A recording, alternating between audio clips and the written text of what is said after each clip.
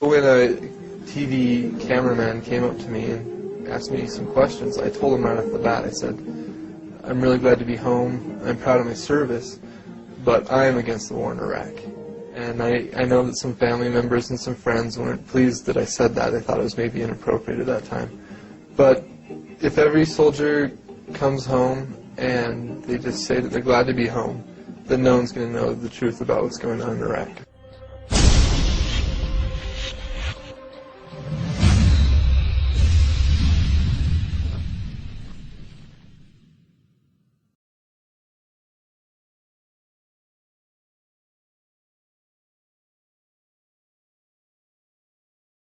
Flags are bits of colored cloth that governments use first to shrink wrap people's brains and then as ceremonial shrouds to bury the dead.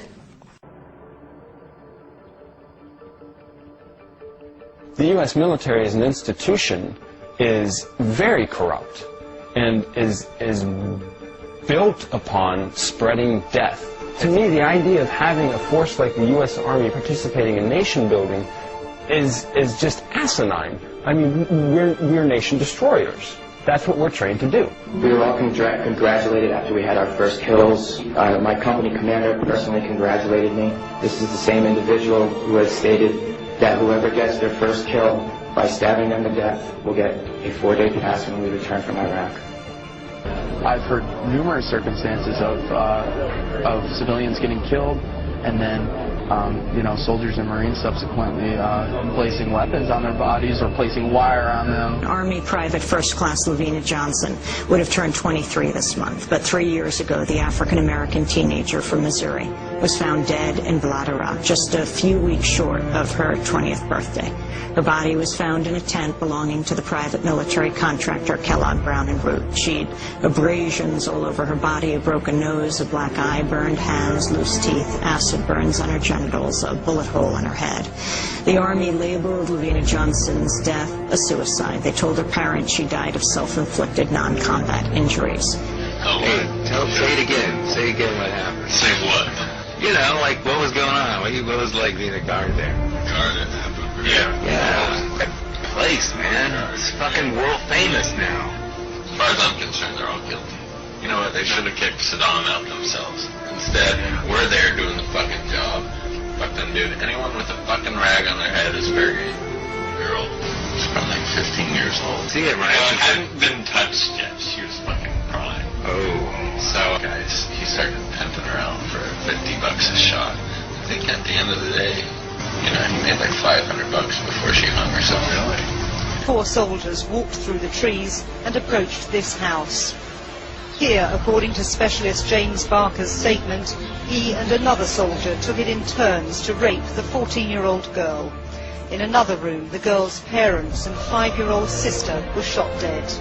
Barker's statement said after Green had killed the 2 adults and the little girl, he came into the room where the teenager was being sexually assaulted. He had an AK-47 rifle in his hand. He said, "They're all dead. I killed them." He put the weapon down, raped the 14-year-old, and then shot her dead too. Before they left, they poured kerosene over the girl's body and set it alight. They returned to their checkpoint, and Barker said he grilled some chicken wings. 4 years ago, at the age of 19, Ms. Jamie Lee Jones signed a contract to become an employee of KBR, then a Halliburton subsidiary. Ms. Jones arrived in Iraq in July of 2005 and was housed in barracks with 400 men and only a few women. 4 days after her arrival, Ms. Jones was drugged and gang raped. After Ms. Jones reported the rape to her supervisors, she was locked in a shipping container with an armed guard and prohibited any contact with the outside world. They locked her in a container. According to the Center for Defense Information, 51% of your federal income taxes go specifically to military spending, not healthcare or education, but war. So cute, little puppy. Oh. Come on, you're almost there, run! That's fucked up.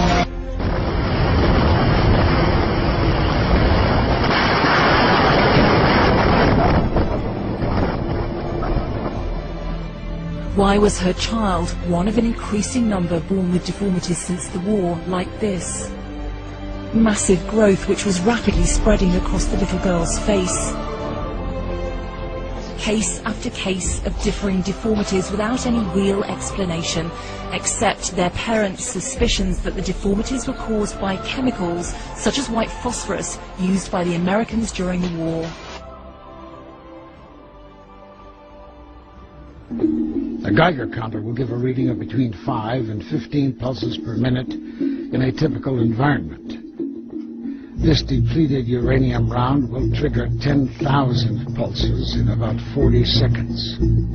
This type of ammunition is radioactive because it is made of nuclear waste referred to as uranium-238 or depleted uranium.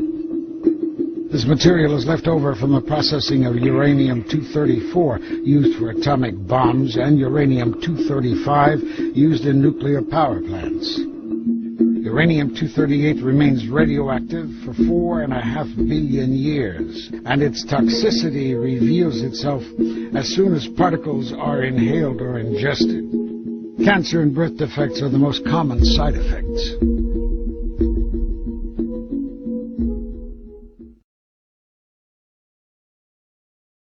We have an obligation to every last victim of this illegal aggression because all of this carnage has been done in our name. Since World War II, 90% of the casualties of war are unarmed civilians, a third of them children. Our victims have done nothing to us. From Palestine to Afghanistan to Iraq to Somalia to wherever our next target may be, their murders are not collateral damage. They are the nature of modern warfare. They don't hate us because of our freedoms. They hate us because every day we are funding and committing crimes against humanity. The so-called war on terror is a cover for our military aggression to gain control of the resources of Western Asia. This is sending the poor of this country to kill the poor of those Muslim countries. This is trading blood for oil. This is genocide, and to most of the world, we are the terrorists. In these times, remaining silent on our responsibility to the world and its future is criminal. And in light of our complicity in the supreme crimes against humanity in Iraq and Afghanistan, and ongoing violations of the UN Charter and international law, how dare any American criticize the actions of legitimate resistance to illegal occupation? Our so-called enemies in Afghanistan, Iraq, Palestine, our other colonies around the world, and our inner cities here at home are struggling against the oppressive hand of empire, demanding respect for their humanity. They are labeled insurgents or terrorists for resisting rape and pillage by the white establishment, but they are our brothers and sisters in the struggle for justice. The civilians at the other end of our weapons don't have a choice, but American soldiers have choices. And while there may have been some doubt 5 years ago, today we know the truth. Our soldiers don't sacrifice for duty, honor, country. They sacrifice for Kellogg, Brown, and Root. They don't fight for America, they fight for their lives and their buddies beside them because we put them in a war zone. They're not defending our freedoms. They're laying the foundation for 14 permanent military bases to defend the freedoms of ExxonMobil and British Petroleum. They're not establishing democracy. They're establishing the basis for an economic occupation to continue after the military occupation has ended. Thanks to American help, is defined by house raids, death squads, checkpoints, Iraqi society today, detentions, curfews, blood in the streets, and constant violence. We must dare to speak out in support of the Iraqi people who resist and endure the horrific existence we brought upon them through our bloodthirsty imperial crusade. We must dare to speak out in support of those American war resistors, the real military heroes who uphold their oath to defend the Constitution of the United States against all enemies, foreign and domestic, including those terrorist cells in Washington, D.C., more commonly known as the legislative, executive, and judicial branches. Frederick Douglass said, "Those who profess to favor freedom and yet depreciate agitation are plowing the ground. They want rain without thunder and lightning. They want the ocean without the roar of its many waters. The struggle may be a moral one, or it may be a physical. People who want crops without one, or it may be both. but it must be a struggle. Power concedes nothing without a demand. It never has, and it never will. Every one of us must keep demanding, keep fighting, keep thundering, keep plowing, keep speaking, keep struggling until justice is served. No justice, no peace. No justice, no peace.